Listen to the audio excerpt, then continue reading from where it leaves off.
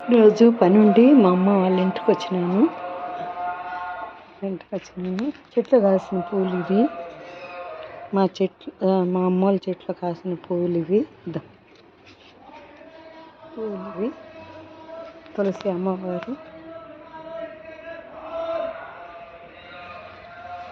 పక్కన వాడుకున్న వాళ్ళు ఎంత బాగా పందిలు వేసుకున్నారు చూడండి. అవన్నీ తాయినాను. ఎంత బాగా పందిలు చూడండి, ఎంత బాగా వేశారు. పందిలు వేసుకున్నారు, బాగుంది పందిలు. కొద్దిగా రుబ్బేదానికనేసి రోలు కడిగి ఆరబెట్టేస్తున్నాము.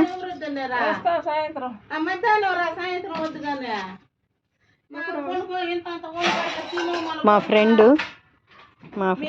ధనలక్ష్మి బాగుంది చల్లగా.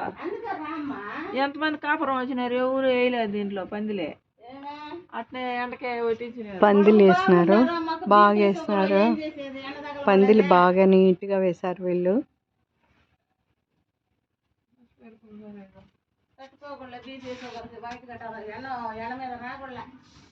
బీపీ షుగర్లు ఉంటాయా?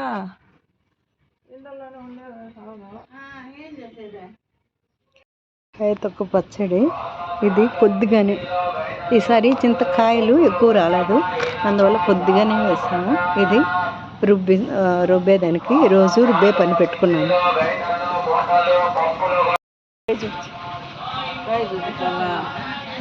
స్టూల్ లాగా చిన్న రాయి తెచ్చేసుకునింది మా ఫ్రెండ్.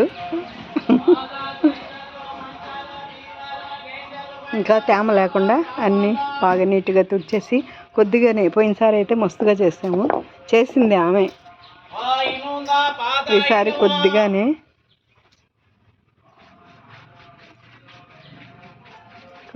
చేస్తాను.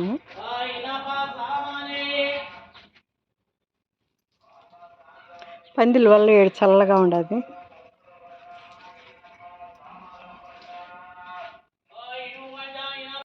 పచ్చిమిరపకాయలు ఎక్కువ వేసింది, కొంచెం వేసినాము. అంత ఇది కారం ఎక్కువ అంట కదా, అది సగం. అది కారము పచ్చిమిరపకాయలు ఉండాలని అది కొంచెం, ఇది కొంచెం వేసినాము. వేసి చింతకాయ తొక్కు. పోయినసారి అయితే సంవత్సరానికి ఐడుగా పెట్టినాము, ఈసారి చింతకాయలు దొరకలేదు, అందుకే కొద్దిగా వేస్తాము. మా ఫ్రెండ్ ఇది రూపుగుండు బలువులే.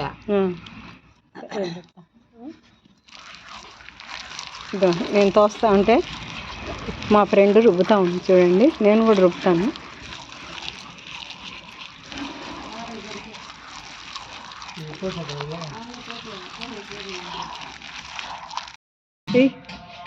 పసుపు పొడి వేసింది.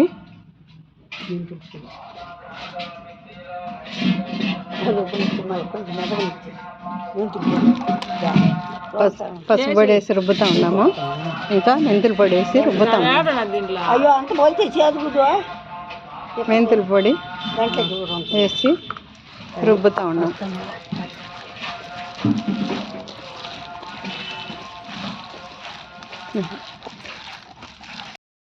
అనుభవం తక్కువైపోతుంది.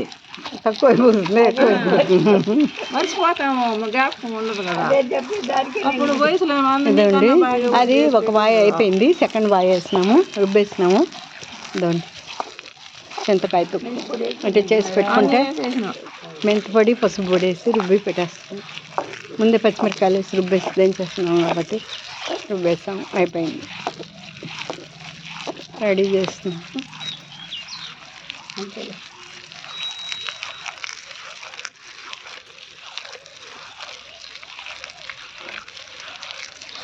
రోట్లో చేస్తే పచ్చడి రుచే వేరు, ఎంతో బాగుంటుంది. రోట్లో చింతకాయ తొక్కు నిల్వ పచ్చడి. ఎండలో కూర్చున్నావు నువ్వు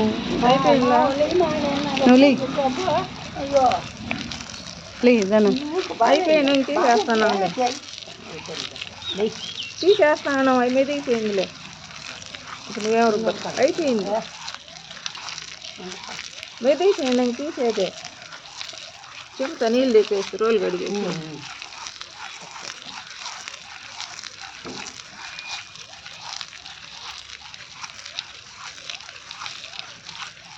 చింతకాయ తక్కువ రోటి పచ్చడి. పచ్చడి కాదు, ఇది నిల్వ పచ్చడి.